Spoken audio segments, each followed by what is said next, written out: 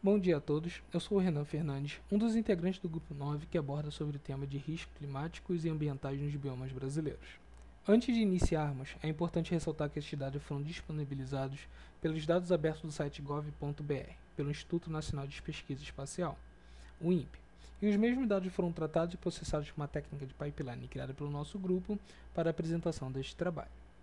Tendo em vista inicialmente, vamos explorar como diferentes variáveis são distribuídas espacialmente nos biomas brasileiros e como estes fatores podem contribuir para o avanço da degradação ambiental. Bem, tendo em vista uma visão geral de indicadores climáticos, estarão destacados como média de dias sem chuvas, que demonstram períodos curtos de seca, que podem mascarar eventos extremos de um determinado bioma, volume de chuva, que destaca a característica da umidade do bioma, o risco de incêndio, que é o índice significativo de queimadas naturais que podem ocorrer nesses ambientes, e por último, a potência radiativa, que é o nível de intensidade de foco de calor para melhor entendimento, ou gravidade de uma determinada queimada. Seguindo observando o mapa interativo,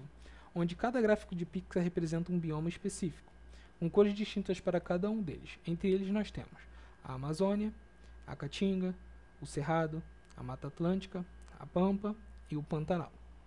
Os seus tamanhos refletem a intensidade de indicadores na região, permitindo ao usuário identificar rapidamente as áreas críticas. Também permite ao usuário fazer análises gerais ou fazer uma análise específica,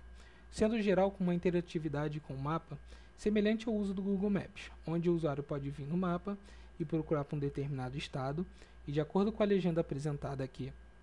acima e sua respectiva cor, ele pode saber a informação de determinado bioma. Eu posso vir no estado da Bahia e ver que o bioma do Cerrado tem uma média de dias sem chuva por 19 dias.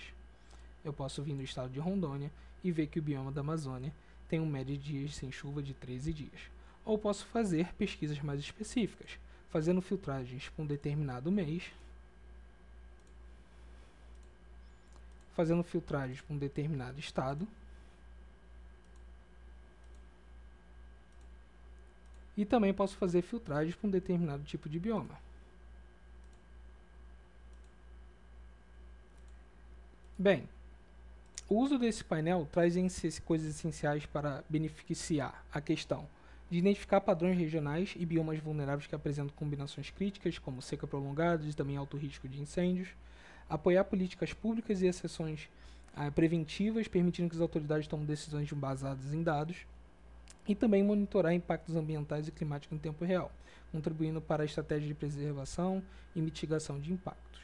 Concluindo, este painel nos mostra a complexidade dos desafios ambientais no Brasil. Ele nos ajuda a compreender como diferentes biomas respondem a mudanças climáticas e também às pressões humanas, reforçando a urgência de políticas públicas que combatem o desmatamento e protejam nossos ecossistemas. Avançando para as próximas visualizações, podemos aprofundar melhor nesses insights, seguindo para o monitoramento de queimadas. Bem, este painel se aprofunda nos riscos de queimadas ao longo de 2024, explorando a evolução de indicadores de risco de incêndio e da potência radiativa como demonstrado nos dois gráficos de linha mês a mês, além de detalharmos também fatores climáticos específicos de cada estado brasileiro na tabela à direita. A evolução se dá um destaque entre os meses de maio a setembro, onde a evolução de risco de incêndio se dá destaque para o mês de agosto, atingindo um pico de 94,42%,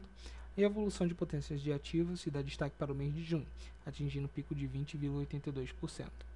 Esses aumentos significativos ocorrem devido às condições ambientais propícias para queimadas, como acontece nos biomas de Cerrado e na Caatinga, sugerindo que, além do risco de fogo ser maior, os incêndios que podem ocorrer durante esse período tendem a ser mais intensos. Ou seja, no fim do segundo trimestre e durante todo o terceiro trimestre, possivelmente futuramente no último trimestre do ano, que é o quarto, tanto os incêndios ocorridos de forma natural ou pelas ações do homem têm a tendência de ser extremamente mais fortes, mais intensos, devido às transições das estações de inverno para primavera, de primavera para verão. Com essa análise, nós podemos permitir que podemos compreender uma sazonalidade de incêndios ao longo do ano,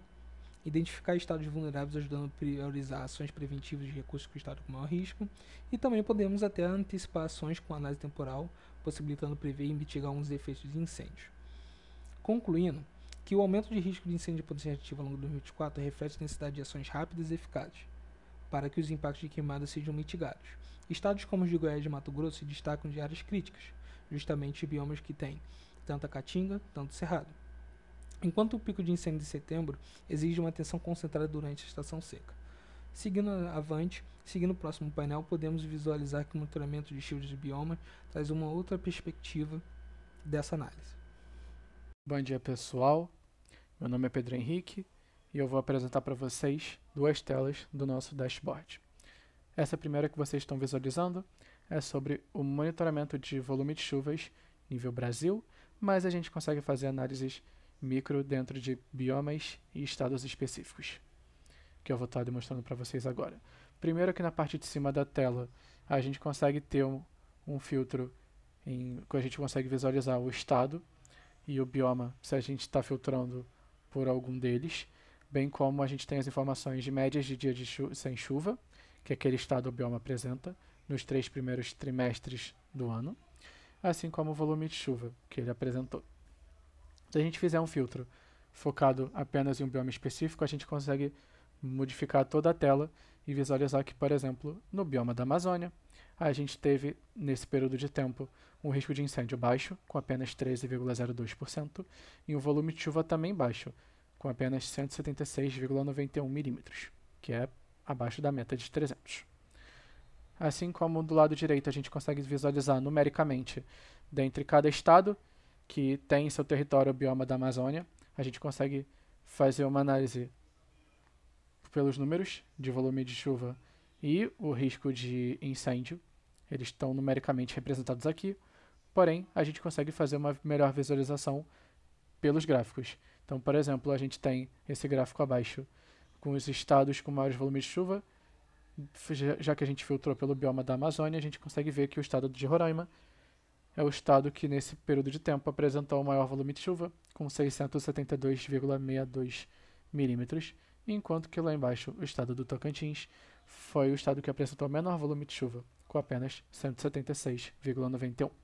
Se a gente bem quiser, a gente consegue fazer um filtro macro, e aqui nessa tela a gente consegue ver os biomas com maiores volumes de chuva dentre todos, que no caso a gente consegue ver que foi o Pantanal, com 820,98 milímetros, e Roraima foi o estado que teve o maior volume de chuva, com 672,62 milímetros. A gente também consegue fazer esse filtro micro, olhando apenas o estado, e aí a gente seleciona o filtro do estado e a gente consegue visualizar que dentre o estado da Amazonas, a Amazônia foi o único bioma presente no território, apresentou um volume de chuvas de 414,95.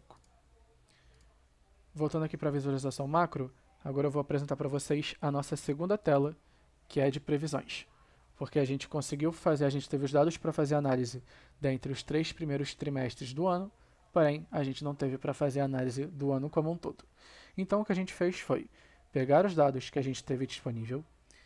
e a gente conseguiu elaborar uma previsão buscando a média dos dados que foram registrados nos 3 primeiros trimestres. A gente conseguiu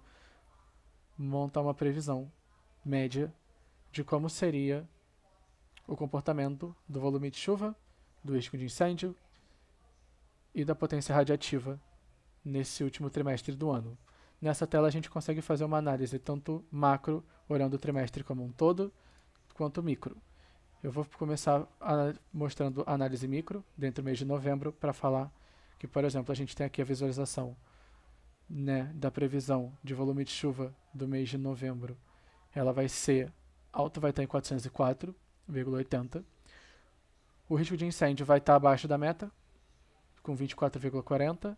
E a força radiativa, potência radiativa, vai estar em 121,01, abaixo da meta de 130. Aqui nessas duas tabelas de cima, nesses dois gráficos de cima, são dois gráficos de barra onde a gente consegue fazer análises micro dentro dos dias. Então a gente consegue ver que o dia 18 tem a previsão de ser o dia com maior média de volume de chuva, com 1.315,24, enquanto que nesse mesmo dia 18 a gente consegue ver que a tendência é que ele seja um dia com um risco de fogo baixíssimo, de apenas 10,13%. Nas tabelas abaixo, nos gráficos abaixo, a gente consegue visualizar, pela análise macro, a gente consegue ter uma visualização melhor. A gente consegue ver que a previsão é de que a relação entre o volume de chuva e o risco de incêndio nesse último trimestre do ano, A tendência é que em outubro o risco de fogo esteja apresentando um maior grau com relação ao volume de chuva. Então, o risco de fogo esteja em 33,68%, que é altíssimo, acima da meta, enquanto que o volume de chuva esteja abaixo da meta com apenas 274,43%. Porém, a tendência é que isso mude até o final do ano, onde o risco de fogo tende a entrar dentro da meta esperada, né, de 24,98%, enquanto que o volume de chuva tende a estar acima da meta com 348,23 milímetros. Esse último gráfico a gente consegue visualizar pontos mínimo e ponto máximo. Então a gente consegue ver, assim como eu bem mencionei, que no dia 18 de novembro a previsão é de que tenha-se um volume de chuva altíssimo, com 1.315,24, e uma média de dias sem chuva também baixa, de apenas 2,22, enquanto que o ponto máximo que a gente consegue visualizar nesse gráfico é que no dia 25 de dezembro, bem no Natal, a gente vai ter um volume de chuva baixíssimo, de apenas 134,88 milímetros, porém a média de dias sem chuva vai alcançar o seu pico máximo, onde a gente vai ter, previsão, 5,59 dias já sem chuva. É isso, pessoal. Muito obrigado pelo tempo de vocês e tenham um bom dia.